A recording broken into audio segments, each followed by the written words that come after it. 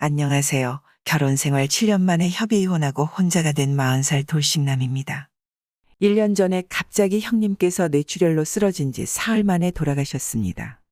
형님은 저하고 나이가 5살 차가 나서 어릴 적 초등학교 때까지는 시골에서 함께 살다 중학생 진학 문제로 인해 혼자 부산으로 나가 큰 집에서 지냈던 관계로 커가면서 어릴 때 추억 말고 별다른 추억 같은 것도 없는 그런 대면대면한 사이였는데 형님이 결혼하시고 나도 나이가 들고 군대를 다녀오고부터 결혼 전까지 형님 집에 4년 정도 얹혀 살면서 그나마 형님 내외와 사이가 좀 가까워졌죠. 솔직히 형님보단 동갑내기 형수와 더 가깝게 지냈던 것 같네요. 그런데 그때 처음으로 형님 내외가 밖으로 드러난 것처럼 행복하지 않다는 걸 알았습니다. 형님은 술만 마시면 의처증 같은 게 있어서 형수님을 달달 볶았고 심지어 모임이라도 다녀온 날은 그날 다른 남자랑 말이라도 한 날이면 저녁에는 대판 싸움을 했고 아침까지 잠을 재우지 않는 등 사람을 병적으로 괴롭혔어요. 그때마다 형수님은 늘 우시면서 도련님은 나중에 결혼하더라도 여자한테 잘해주라고 하셨죠. 당시 형님은 농수산물 시장에서 도매업을 하셨는데 벌이가 제법 괜찮았는지 사는 건 그런대로 잘 살았습니다. 그러다가 약 5년 전에 형님의 건강 문제로 전원 생활을 하시기로 하고 고향으로 낙향해 버섯 농사를 지으며 술을 끊고 열심히 일만 하며 살았는데 갑자기 돌아가셨다는 비보에 장례식장에서 형수 두 손을 꼭 잡고 그동안 고생 많이 하셨는데 이제서야 형님 정신 차리고 좀 살만해졌는데 앞으로 또 어떻게 합니까? 하고 위로를 하자 형수는 아직은 뭐가 뭔지도 잘 모르겠다고 과거의 정도 없이 살면서 힘들게 살았던 기억들이 너무 아파서 당분간은 그냥 일하면서 잊고 살겠다고 하셨는데 3개월 만에 시골 생활이 힘드셨는지 어느 날 저에게 전화를 하셨더라고요. 도련님, 일이 너무 힘들어서 앞으로 어떻게 해야 할지 모르겠어요.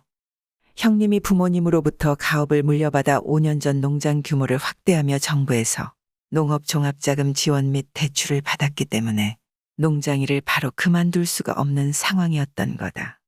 그렇다고 그 큰 농장을 여자 혼자 감당하려 하니 여러 군데서 문제가 끊이지 않는 것이었다. 도련님이 일주일에 한 번이라도 내려와서 좀 도와주시면 안 돼요. 그러시는데 그동안 힘들어했을 그녀를 잠시나마 잊고 살았던 내가 너무 죄송스러워서 형수님 그럼 제가 주말마다 내려갈게요. 이후 일주일에 한 번 정도는 시골로 내려가서 농장 일을 거들어주게 되었죠.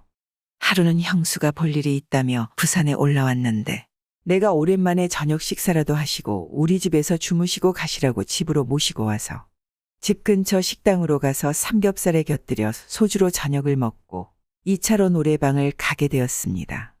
노래를 부르다 보니까 술이 얼큰하게 취해 올라오고 내가 부른 노래는 우연인지 브루스인데 형수가 먼저 내 노래에 맞춰서 도련님하고 춤 한번 출까 하는데 사실 난 그때까지도 그냥 순수했었는데 술기운 때문이지 그러한 분위기 때문인지 몰라도 갑자기 이상한 기분으로 빠져들었고 그녀 또한 묘한 분위기를 눈치챘는지 날 보고 씩 웃었다.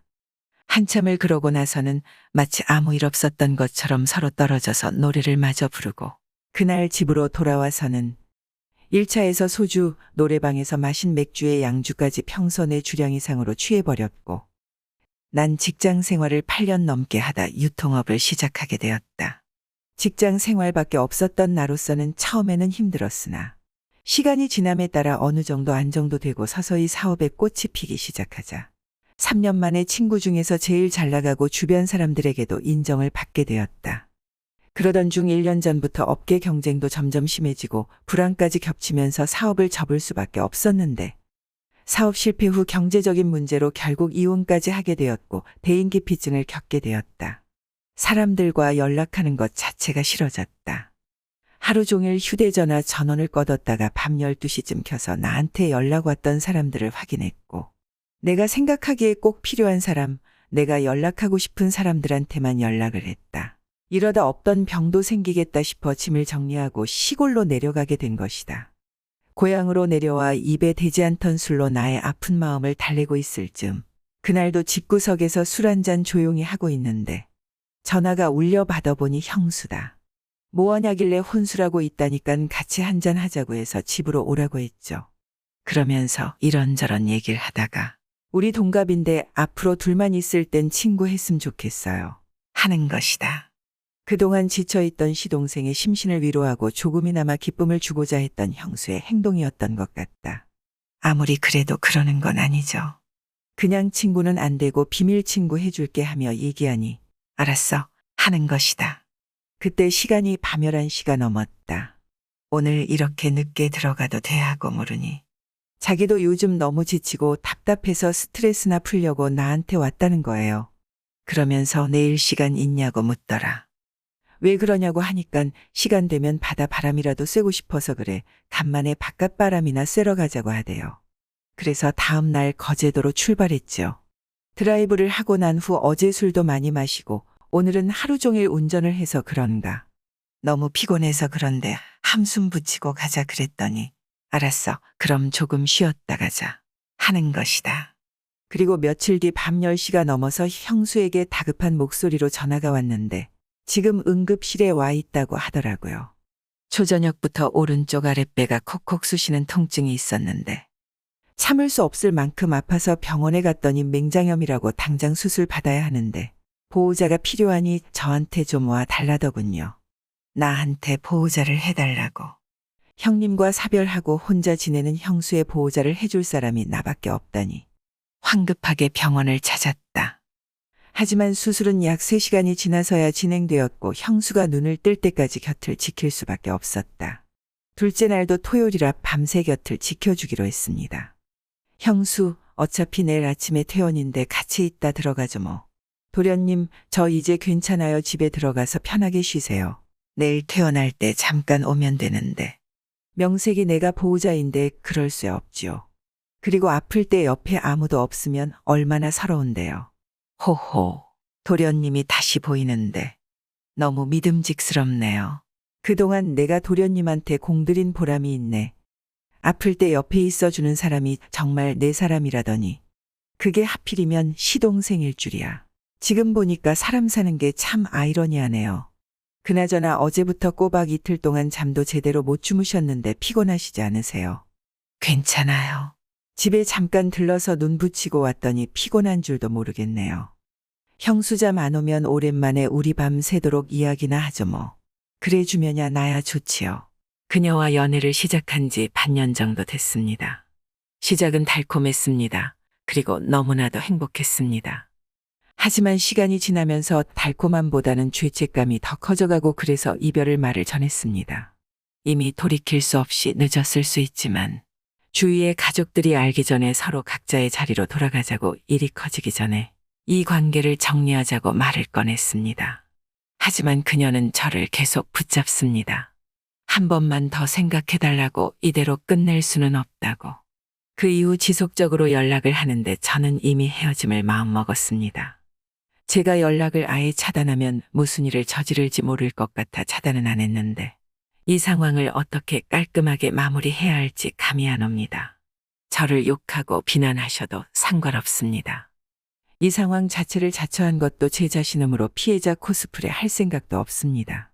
그냥 서로 본연의 자리로 돌아가고 싶은 생각입니다. 어떻게 이별하는 게 가장 현명한 방법일까요?